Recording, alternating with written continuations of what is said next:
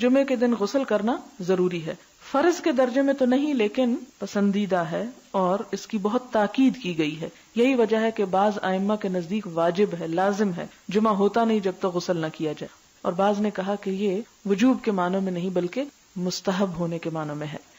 ہر بالغ پر جمعہ کے لیے جانا ضروری ہے اور ہر وہ شخص جس پر جمعہ کے لیے جانا ضروری ہے اس پر غسل ہے، یعنی اس کو لازمی غسل کرنا چاہیے، الا یہ کہ کوئی مجبوری ہو. تو آپ اپنا اسکیجول اس طرح بنائیں نا کہ جیسے اگر آپ ہر روز نہاتے ہیں پھر تو کوئی مسئلہ نہیں، لیکن اگر آپ ایک دن چھوڑ کے ایک دن نہاتے ہیں تو آپ پھر اس طرح اسکیجول کریں کہ جیسے آپ منڈے کو نہائے، پھر وینسڈے کو نہائے، پھر جمعے کو نہائے، پھر آپ سیٹرڈے سنڈے اگر نہیں بھی نہاتے پھر منڈے. تو اس طرح آپ جمعے کو مس نہیں کریں گے. یہ نہیں کہ جمعرات کو نہا کے جمعہ کو چھوڑ دیا یا جمعہ چھوڑ کے ہفتے کو نہائے، ایسا نہیں کرنا چاہیے. نبی صلی اللہ علیہ وسلم نے فرمایا اذا جاء احدکم الجمعۃ فلیغتسل، کہ جب تم میں سے کوئی جمعہ پڑھنے کے لیے آئے تو چاہیے کہ غسل کر لے، یعنی کوئی بھی. آپ نے فرمایا کہ جمعے کے دن کا غسل ہر جوان شخص پر فرض ہے، واجب ہے، اور واجب یہاں یعنی لازم کے معنوں میں آ رہا ہے. علماء نے غسل کے حکم کے بارے میں اختلاف کیا. بعض تو کہتے ہیں یہ واجب ہے یعنی فرض کے درجے میں ہے، اور جمہور علماء یہ کہتے ہیں کہ مستحب ہے، پسندیدہ ہے، افضل عمل ہے. حدیث میں آتا ہے جس نے جمعے کے دن وضو کیا اس نے اچھا کیا، اور جس نے غسل کیا تو یہ افضل ہے. عمر بن خطاب اس اسنا میں کہ وہ کھڑے تھے جمعے کے دن خطبہ دیتے ہوئے، اذ جاء رجل من المہاجرین الاولین، جب آیا ان کے پاس ایک شخص مہاجرین میں سے جو سب سے پہلے مہاجر تھے، من اصحاب النبی صلی اللہ علیہ وسلم، حضور صلی اللہ علیہ وسلم کے ساتھیوں میں سے بھی تھے، اور کہا جاتا ہے کہ یہ حضرت عثمان تھے.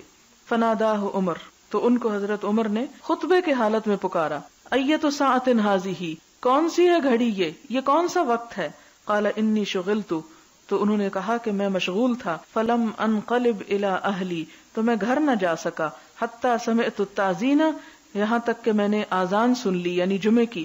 فلم ازد علی ان توضأت، تو میں نے نہ زیادہ کیا اس پر کہ میں وضو ہی کر لوں، یعنی میں صرف وضو کر کے آ گیا. فقال، تو فرمایا کس نے؟ حضرت عمر نے.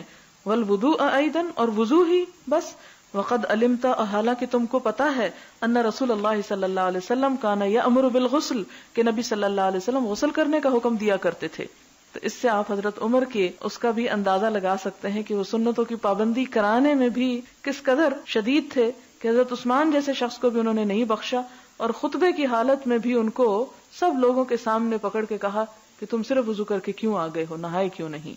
نہانا، خوشبو لگانا، مسواک کرنا، تینوں ہی لازم ہے. اور چونکہ یہ تینوں ایک جگہ پر آ گئی، اس سے یہ پتا چلتا ہے کہ یہ جو غسل ہے یہ اس طرح واجب نہیں آتا کہ جو فرض کے درجے میں ایک طرح سے آ جاتا ہے، بہت ضروری یعنی بہت پسندیدہ ہے، بہت اس کی تاکید کی گئی. لیکن اگر کوئی کسی وجہ سے نہیں کر سکا تو وہ ایسا نہیں کہ جیسے کسی نے فرض نماز چھوڑ دی ہو.